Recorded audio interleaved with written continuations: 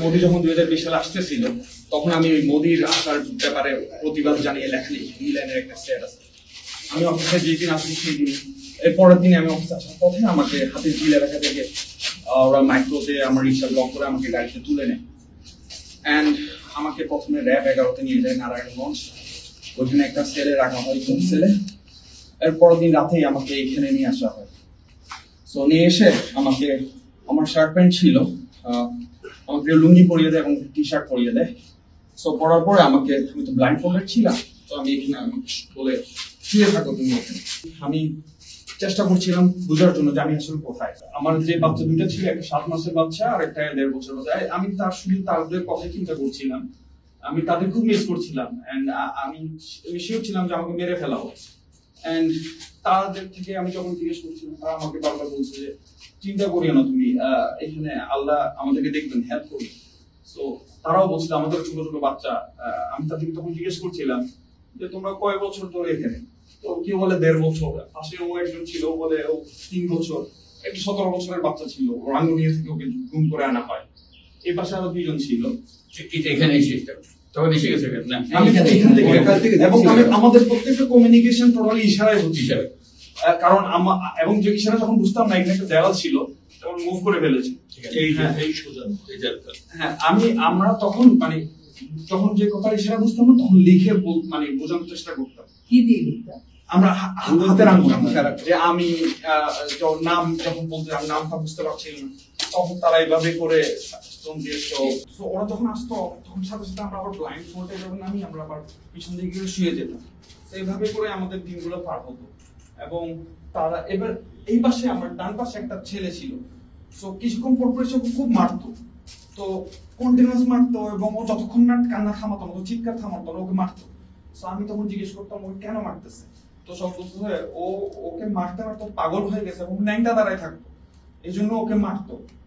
এবং ওকে কন্টিনিউয়াস মারতো যতক্ষণ ও সাউন্ড বন্ধ করতো না। সো আমার এই পাশে আমি আরো 4-5 জনকে দেখি, কেউ 1.5 বছর, কেউ 2 বছর, কেউ 3 বছর ধরে এরকম ছিল।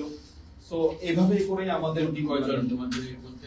আমার এখানে আমার জানা মতো 6 জন ছিল। আপনি কতদিন ছিলেন? আমি 10 ডেজ ছিলাম। তোমাকে এনেছিল জাস্ট মোদির বিরুদ্ধে স্ট্যাটাস দিয়েছে, আর পরের পরছি বাকিদের কোনো পরিচয় জানতে পেরেছিলে? আমি একজনের নাম জানাচ্ছি সাইফুল, 2 জনের নাম জানতাম, 2 জনের নামই সাইফুল ছিল। পলিটিক্যাল অ্যাক্টিভিস্ট বা ছাত্র কিছু? আপনার নামটা? কিছুই না। আপনার নাম? আমাদের মাসরুর আনোয়ার চৌধুরী।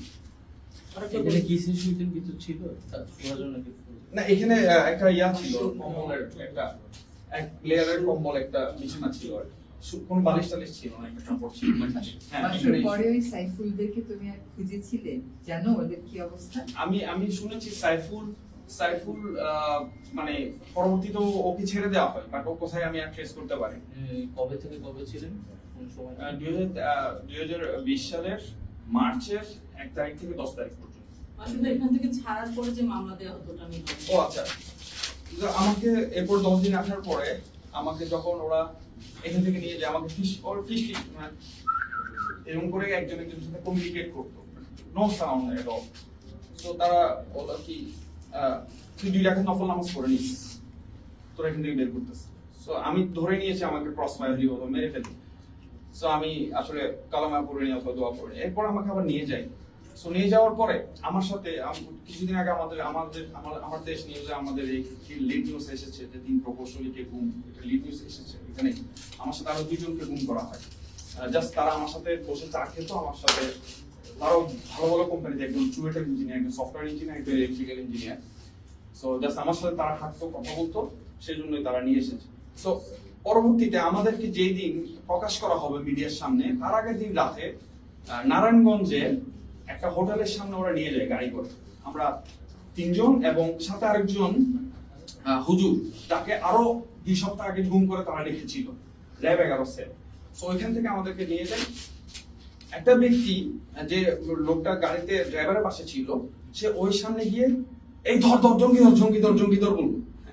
তো জঙ্গিদর বললো, এখন মানুষ তাকায় আছে। সো দেখলাম 4 জন ব্যক্তিকে ওরা গাড়িতে তুললো, এবার গাড়িটা ব্যাক করে নিয়ে আসলো। আমি ধরে নিয়েছিলাম হয়তো আমাদেরকে ছেড়ে দিবে অথবা এরকম। ব্যাক করে নিয়ে আসার পরে আবার আমাদেরকে নারায়ণগঞ্জের 11 সেল, যে সেলটাতে আমরা গুম করেছিল, আবার ওখানে দিয়ে দিল। পরের দিন সমস্ত মিডিয়ার সামনে আমাদেরকে এইভাবে দাঁড় করিয়ে ক্যামেরাম্যানরা বললো, মিডিয়াম্যানরা বললো যে আপনারা হাঁটেন হাঁটেন। হ্যাঁ, আমরা হাঁটলাম, হাঁটার পরে আবার যান, আবার আমাদেরকে ঢুকে ফেলা হলো সেলে। পরের দিন আমাদেরকে জেলে দেওয়া হলো, জেলে নিয়ে যাওয়া হলো। আমরা ওইখানে পত্রিকায় দেখলাম নারায়ণগঞ্জে নাশকতার পরিকল্পনার সময় এই প্রকৌশলীদেরকে হাতে নাতে ধরা হয়, গোপন মিটিং এর সময় তাদেরকে হাতে নাতে ধরা হয়। এরপর আমার I have my career already destroyed, and I was a procurement manager in multinational companies, and I earned 6-digit salary, and that is a big point in my career. Within 3 years, I became manager, and everything was gone.